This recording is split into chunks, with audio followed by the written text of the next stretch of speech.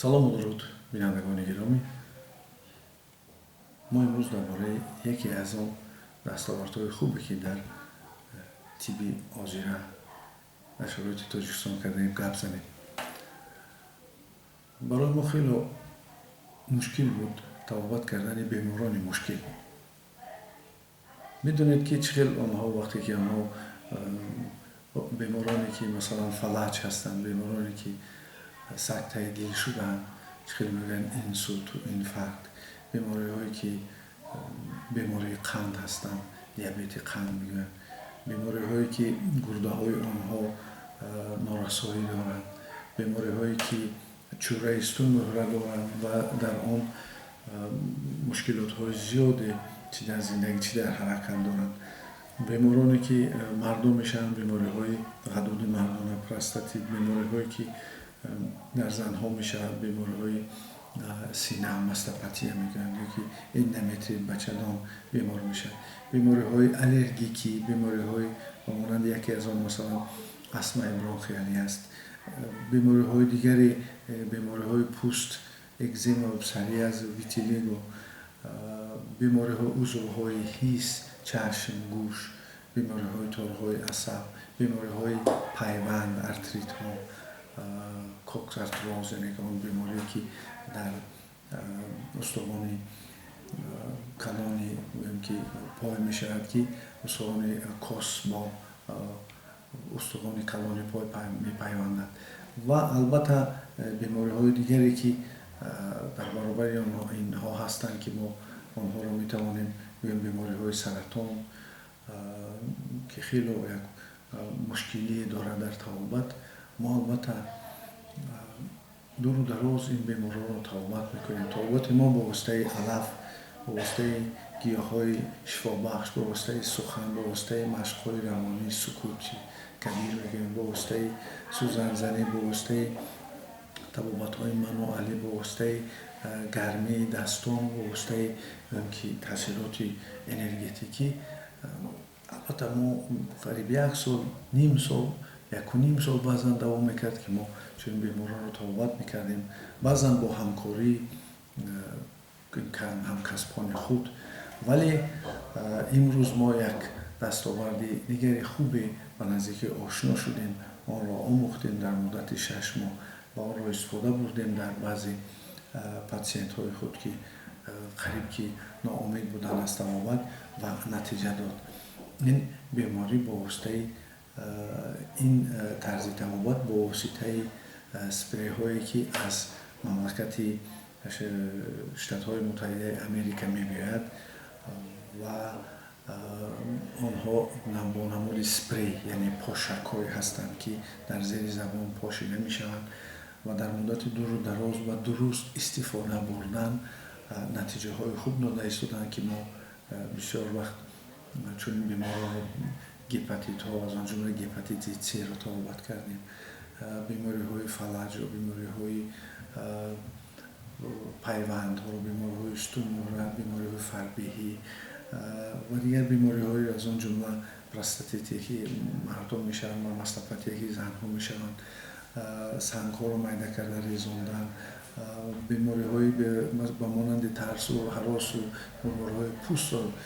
ки бисёр вақт табобаташон мушкил ёба намешуд, имрӯз мо тавонистем ки онҳоро кӯмаки амалӣ расонем ва инҳоро мо дар сабтҳои видеои худ сабт кардаем. Онҳоро метавонед дар ютуб доктор Маҳмудшоҳ Кабиров бинед, дар фейсбук Маҳмудшах Кабиров ва гурӯҳҳое ки дар он ҳастанд, доктор Маҳмуд Кабир, табибони Тоҷикистон ва гурӯҳе дар фейсбук бо номи Сино ҳаст. Метавонед ки дар он ҷо бубинед ин натиҷаҳоро ва ин дастовардҳоро бубинед ва мо болои ин корҳои илмӣ гузаронда истодаем ва маводҳои илмӣ ҷамъ карда истодаем то ин ки инҳоро боз асоснок кунем. Вақте ки мо вориди интернет шудем ва дидем ки дар хориҷи кишвар табобати наве ҳаст ки он табобат хунро иваз кардан аст, моддаҳое ки зараровар ҳастанд онҳоро аз хун, аз ҳуҷайраҳо дур кардан аст бо монанди радикалҳои озод ва ки онҳоро ана ҳамин پاشک‌هایی که در امریکا استحصال می‌شوند برطرف می‌کنند و در داخل آنها بسیار ماده‌های لازمی هستی آنتی اکسیدان نام دارند و آنها چیزهای لازمی را در بدن ما تامین می‌کنند. آموختیم، دیدیم و حیران شدیم که آنها حتی در درون یک DNK انسان کار میبرند تا اینکه آن گویم که DNK که جواب میدهد و این یا آن بیماری آن را از بین ببرند، نیست کنند با واسطه فرمنت ها، با واسطه دیگر چیزهایی که آنها در همین آنتی اکسیدانت هایی که در بدن استحصال میشن با واسطه غذا وارد میشن و این دستاوردها رو ما دیدیم. یک چیزی نو، یک دنیای نو در ما برآمد که البته ما امروز قدم اولی به طب نانو تکنولوژی در آمده ایم و این رو در خارج کشور فعالانه استفاده میبرند. برای همین ما میبینیم که 70 ساله و 80 ساله هستند، هنوز قوه کاری آنها هست، عقل آنها درست کار میکند. بسیار بیماری های مانند الزایمر، از عقل بیگانه شوی، تیز پیر شوی و دیگر بیماری های درمانی را آنها توانسته ایستادند که امروز اداره کنند و حتی در بدن مادر بسیار بیماری ها را از بین میبرند تا که فرزند درست و صحت تولد شود. اینها 4 نمود پاشک‌هایی هستند که ویراترول، سلیم، ویتالیتی و مولتی ویتامین نام دارند. اینها تامین میکنند انسان از چیزهای لازمی در کاری و انسان سلامتی خود را نگه می‌دارد. عامل‌هایی که رو کسل می‌کنند آنها را برطرف می‌کند، دیرتر پیر می‌شود و قوه کاری خود را نگه می‌دارد که هم بودجه عائله او را نگه می‌دارد و هم نشانداد سلامتی عمومی ملت را بلند می‌کند. البته کسانی هستند که امکاناتی خریدن این داروها را ندارند، آنها هم در این حالت میتوانند باز راه‌های دیگری هست که به دست بیارند و کسانی که در حقیقت امروز زندگی خوب دارند، کسانی که امروز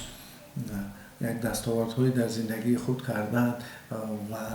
نگه داشتن اون یکی از عامل‌هایی که همین زندگی خوب را نگه داره، این البته